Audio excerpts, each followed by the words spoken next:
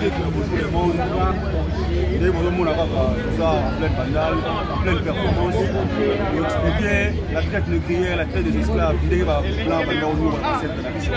le 25 février, donc, performance dans l'amour, on part sur l'esclavagisme.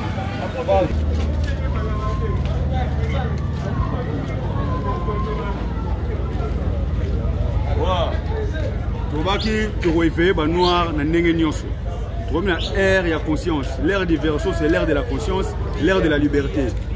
Homme noir, il faut tranquille. Homme noir, il faut avoir conscience naïe, avoir histoire naïe, à comprendre nos sana mabele naïe. Parce que l'Afrique c'est un cadeau donné par les Très-Hauts pour la race noire. Toutes les richesses qui sont dans l'Afrique, toutes les richesses qui se trouvent dans l'Afrique appartiennent aux Africains.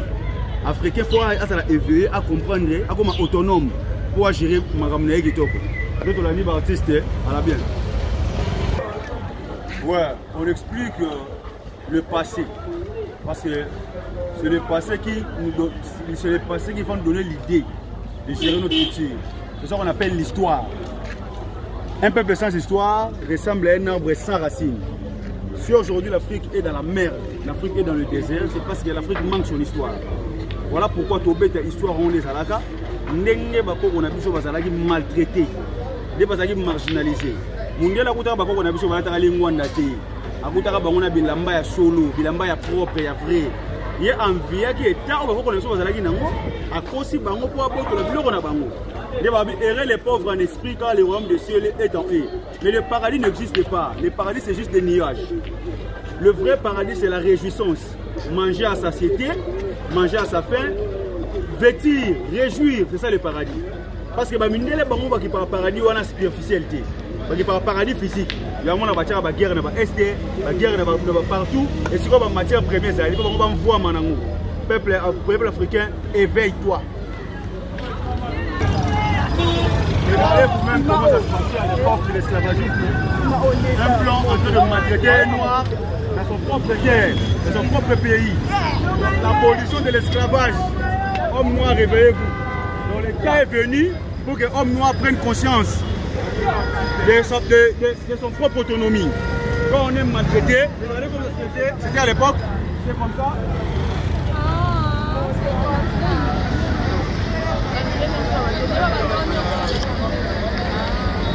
Regardez comme c'était.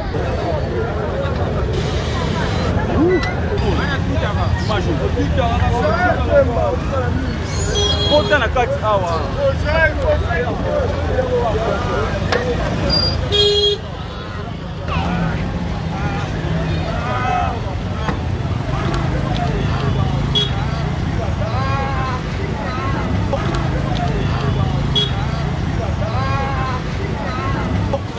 Colonial. C'est l'époque coloniale, les blancs maltraitaient les noirs comme ça. Ça c'est une performance. La performance c'est un souci d'un artiste exposé en scène. Pour le voyez ici là. L'histoire nous raconte sa véracité. Nos ancêtres ont été marginalisés, nos ancêtres ont été maltraités par le Belge. Lui, ce monsieur reflète l'image de la Belgique. La Belgique doit récompenser les Congo de tous les maltraitances qu'ils ont fait ici au Congo. Ils ont pillé, ils ont massacré, ils ont tué. Maintenant, c'est l'histoire qui part à notre place. Cette histoire, pour en faire comprendre aux Noirs que le temps est venu pour les Noirs qui puissent se prendre en charge. Noirs, éveille-toi, sur la mobilité.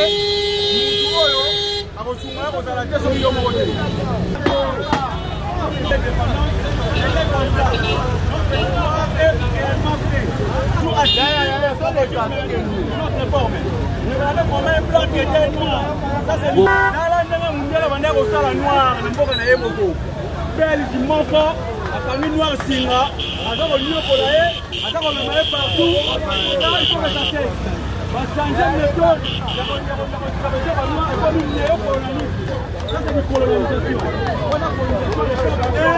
Moi, regardez comment tu vivais, c'était comme ça. Ça c'est pas de la blague, c'est de la réalité. C'est l'histoire, c'est une autre histoire. C'était comme ça. Avant Congo, l'indépendance, c'est nos arrêts. L'indépendance,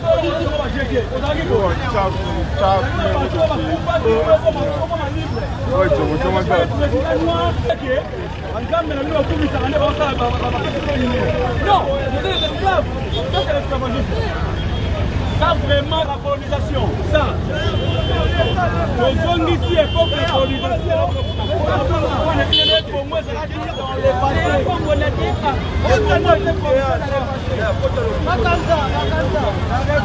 Les peuples coloniales.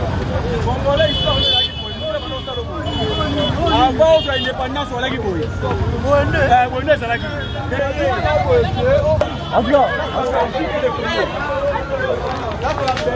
Le Congo. Regardez comment les Belges faisaient. Yo.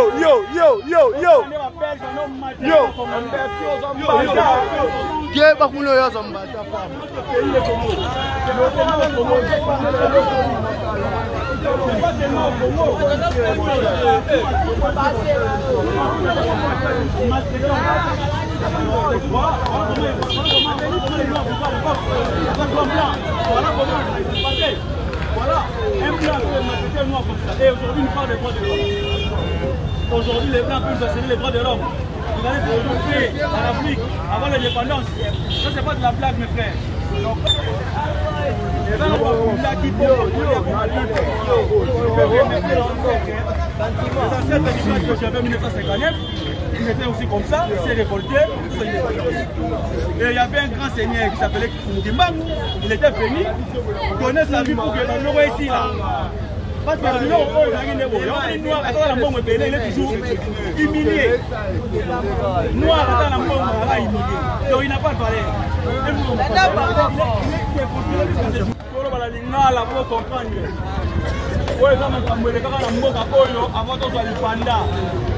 Avant de les panda, c'est fouille de manière au but de fouille.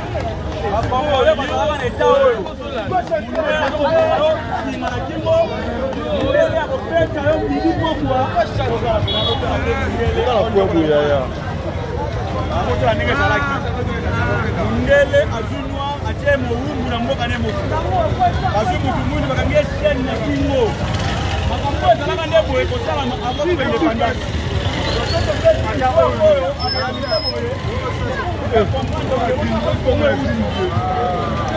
L'histoire on se fait dans la réalité.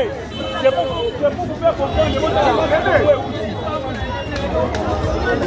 à la place Congo est outil.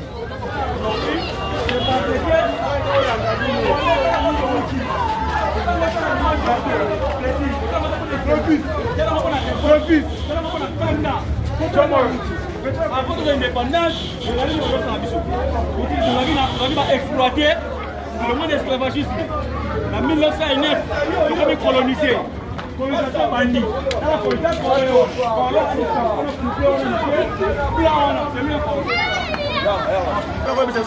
Les droits de l'homme. Talama Mundela Sara na Congo. Talama Mundela Sara na Nigeria. Talama Mundela Sara na Gabon. Talama Mundela Sara na Cameroun.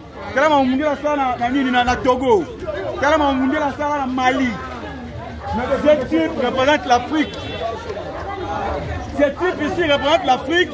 N'est Afrique est menotté par l'homme blanc. Dans votre image, révoltez-vous mes frères et sœurs. Aujourd'hui, l'image de mettre à jour pour vous faire comprendre le passé du Congo et de l'Afrique. Regardez comment ça a été. Regardez comment l'homme blanc maltraité les Africains.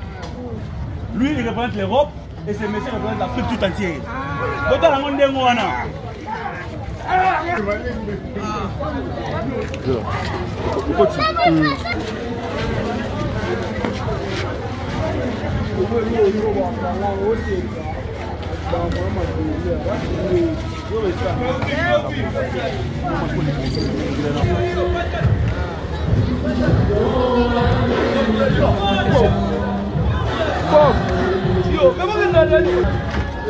Il n'a pas de trace.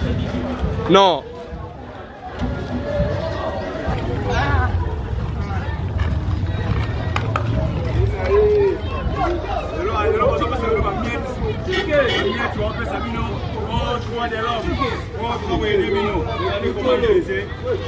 en Afrique. Aider légèrement les pauvres pour encourager d'autres plans à investir régulièrement. Performance est réveillée, tout la vie africaine, la conscience, il y a plus de parce que Dieu nous a doté de cerveau. Nous avons à sa existence.